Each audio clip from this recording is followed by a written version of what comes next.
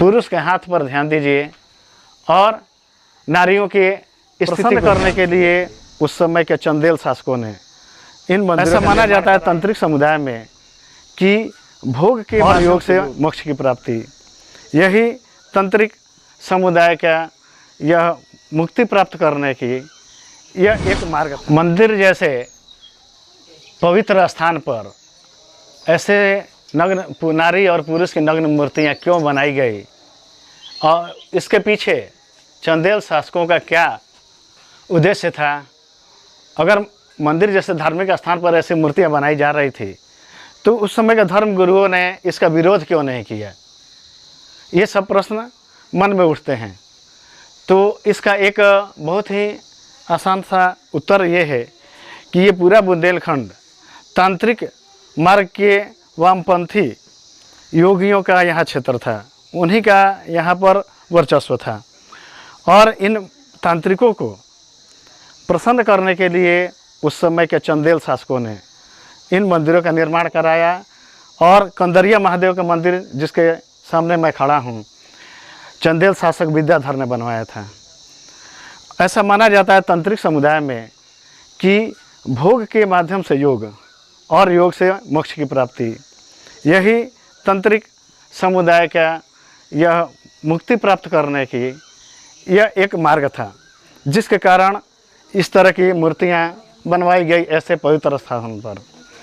एक और बहुत बड़ा कारण है ऐसे नग्न मूर्तियाँ बनाने के पीछे कि उस समय मध्यकाल में बौद्ध धर्म का बहुत ज़्यादा वर्चस्व बढ़ता जा रहा था। बौद्ध धर्म से लोग बहुत ज़्यादा प्रभावित होते जा रहे थे। युवा वर्ग के लोग अपने गृहस्थ आश्रम को छोड़ के और बौद्ध धर्म अपनाते जा रहे थे। इस तरह से अब हिंदू धर्म में ऐसी धार्मिक स्थल पर मूर्तियां बनवाने के पीछे प्रमुख उद्देश्य यह भी था कि इन नवयुवकों को हिंदू धर्म के प्रति जागृत किया जाए और इन्हें गृहस्थ आश्रम में लाया जाए। ऐसी मूर्तियां को देखकर इनके मन में कुछ गृहस्थ आश्रम के प्रति आकर्षण की भावना जगे, इसलिए चंदेल शासकों ने ऐसी मूर्तियां बनवाई।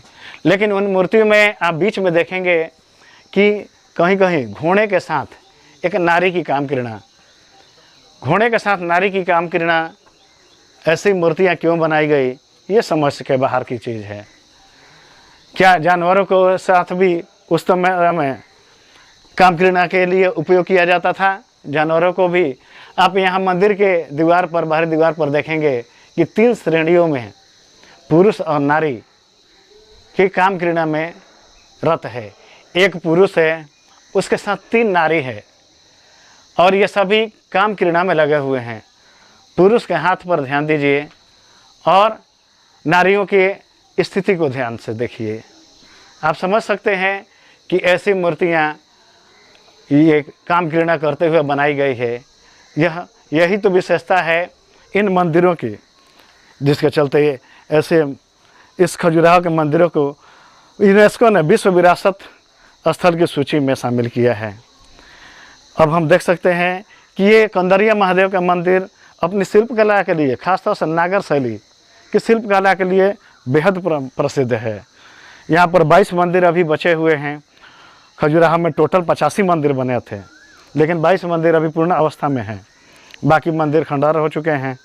इन मंदिरों में यह कंदरिया महादेव मंदिर सबसे बड़ा मंदिर है और सबसे सुंदर मंदिर है।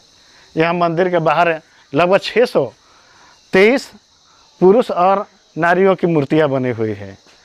ये मूर्तियां पूरी तरह संलग्न है और काम क्रीड़ा में रत है। इसके आगे अगला वीडियो में आपको अन्य मंदिरों के बारे में विशेषता मैं बताऊंगा। तब तक के लिए धन्यवाद।